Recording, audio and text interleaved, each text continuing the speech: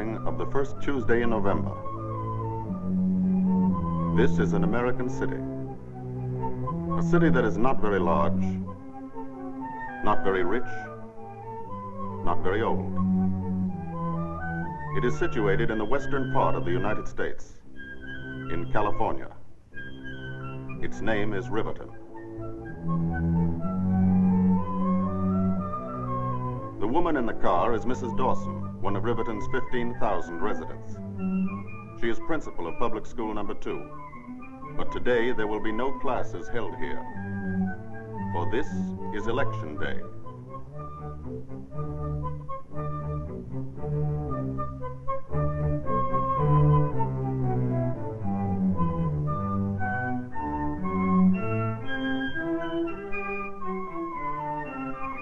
This classroom is one of the 130,000 places the country over in which American citizens are going to cast their votes today. This is the table where the voters' names will be checked. The locked ballot box and the polling booth. Here it is, in the privacy of this curtained space, that the American voters every 4 years, on the first Tuesday after the first Monday in November, choose their national government.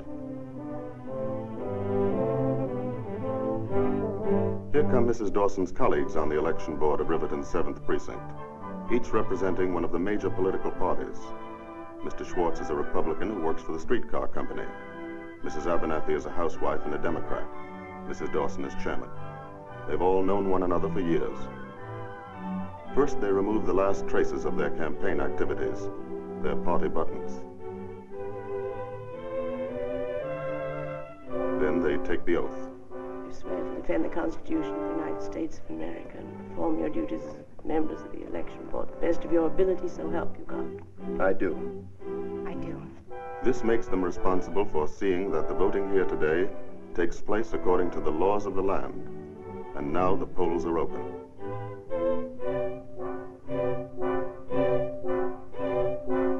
Here comes the first voter. No wonder he's first. He's been up since 4 o'clock delivering milk. Oh, Bill. Good morning, everybody. Top line, you're the very first one. Right on the dot. Always like to vote early. Gives the Republicans a temporary lead. Here's your ballot, Bill. Thanks. Right in there.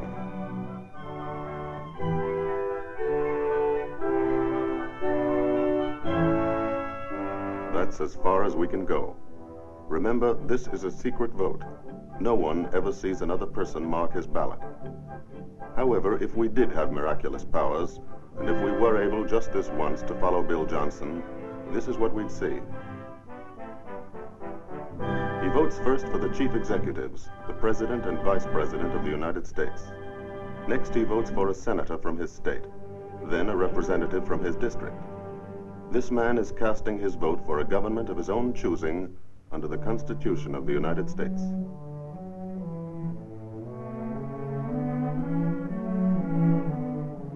This is the way it's set up.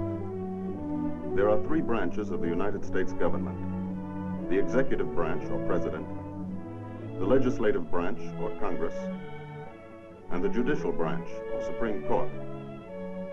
The duties of each branch are established in the Constitution. Let's see how they work. The president is the executive head of the nation.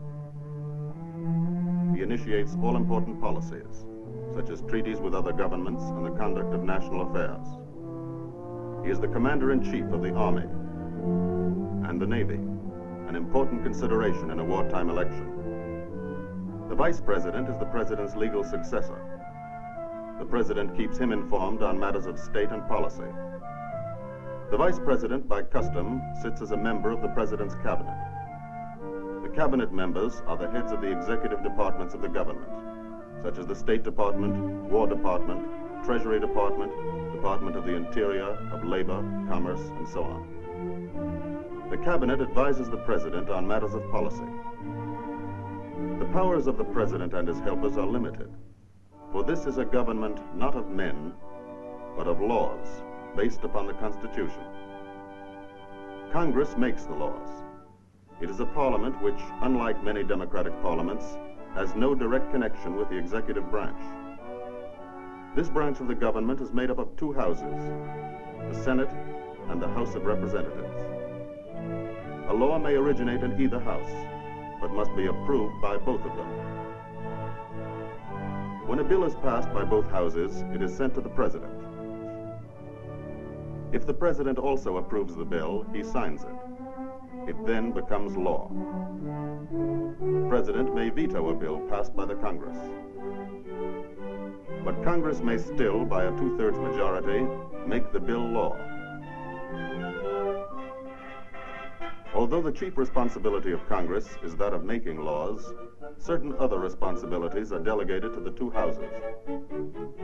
In the Senate, or upper house as it is called, each of the 48 states in the nation is represented by 2 elected members, making a total membership of 96. Small states and large have equal representation in the Senate. The Senate has 2 important functions aside from its lawmaking duties: to pass on important presidential appointments and to approve or reject all treaties with other nations initiated by the president. When a treaty is under consideration, the members of the Senate express their opinions, either of approval or of disapproval, and then a vote is taken. If 2/3 of the Senate approves of the treaty, it is in effect. In the House of Representatives, or lower house, each of the 48 states is represented in proportion to its population. The more populous of the states have the greater number of members in the House of Representatives. All measures dealing with the appropriation of money for the nation's use originate and are controlled in the lower house. The money appropriated is turned over to the president for expenditure. And the president, with the aid of the cabinet, spends the money in the manner decided upon by the Congress, whether it be for purposes of peace or of war. Although the Congress of the United States makes the laws of the land, its powers are also limited by the Constitution. As a check on both executive and legislative branches of the government, there is a third branch, the judicial. The Supreme Court, whose members are appointed for life by the President. The Supreme Court protects the Constitution from violation by congressional laws or executive orders. The 3 branches, executive, legislative, and judicial, each with some power, none with all the power, check and balance each other in the manner intended by the framers of the Constitution, so that the ultimate power rests always in the hands of the voter, Bill Johnson. Having voted for a federal government, he must also choose a governor for his state, members of the state assembly, county judges, all the minor offices, and various legislative amendments. When Bill Johnson is finished, he has elected an entire government from top to bottom. That is, if a majority of the voters think the way he does about it.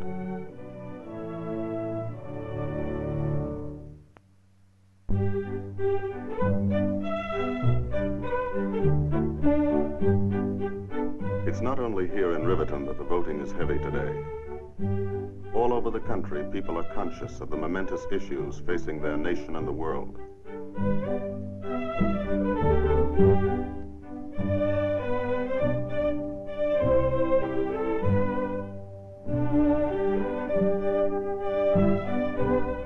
This is their way of expressing their conviction of how and by whom these issues should be met.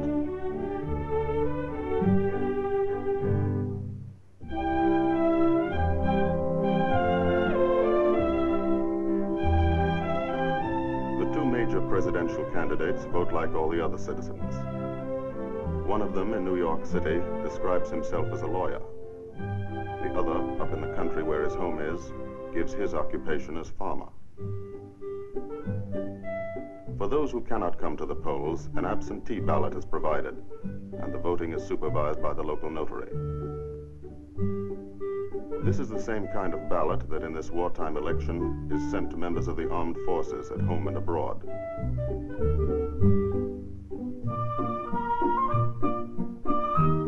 These ballots ballots are returned to be counted in their respective states. Here in Riverton, the line grows longer. The citizens are following the constitutional provision that elections are held on schedule, rain or shine, panic or prosperity, peace or war. That chalk on his sleeve is part of yesterday's history lesson, when Mrs. Dawson reminded her pupils of two other memorable elections. In 1864, with the nation in the throes of a civil war, Abraham Lincoln, one of America's greatest presidents, was opposed in a bitter campaign by one of his own generals. The people chose to re-elect Mr. Lincoln. In 1916, during the First World War, an election was held. And now again in 1944. Early in the summer, nominating conventions are held.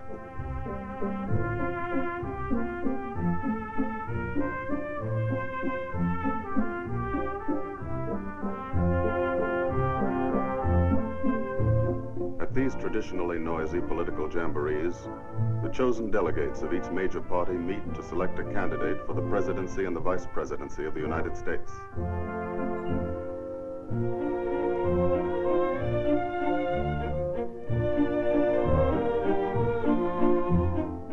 Now the candidates have been chosen.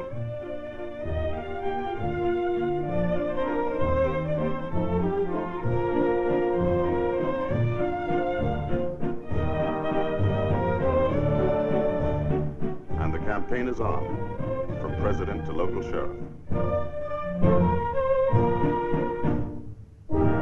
For 3 months, all through the late summer and fall, wherever people come together, issues and men are discussed and argued about. Some feel that this isn't altogether a good thing, that a lot of time and energy are wasted this way. It may be, but that's the way Americans like to do it. They like to feel everybody has a right to speak and is interested enough to do it. Even the small fry. Every attempt is made by all parties to influence the people's thinking.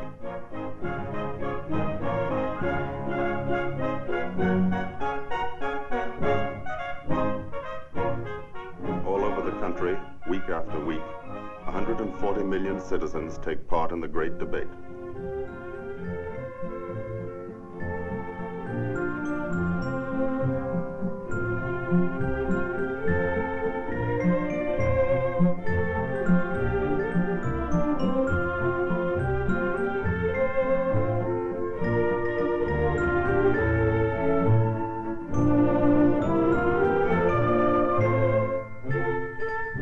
Business, professional, and civic groups endorse one candidate or the other. For the first time in American history, organized labor takes an active part in the campaign.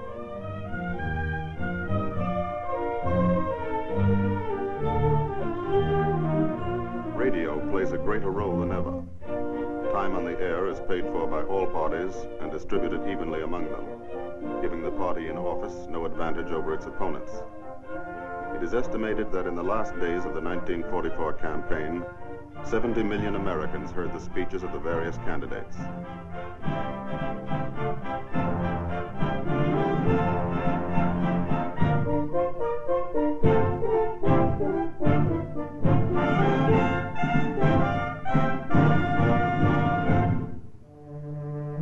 Now all that is over, the heat and excitement.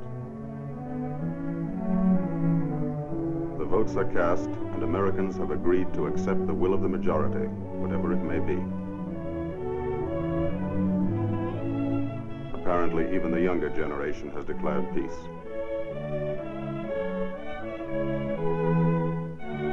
Now the election board begins its last duty, the counting of the votes. The figures are checked and double-checked.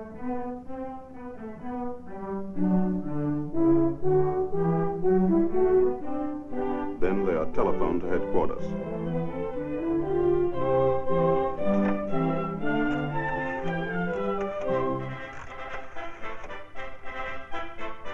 Hello? This is Mrs. Dawson, 7th Precinct. Ready to report. From coast to coast, precinct by precinct, city by city, state by state, the results are recorded.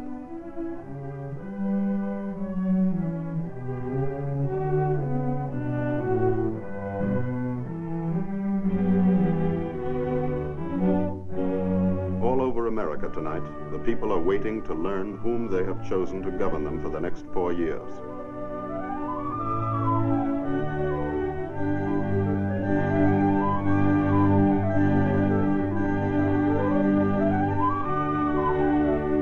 Towards midnight, the final results are announced.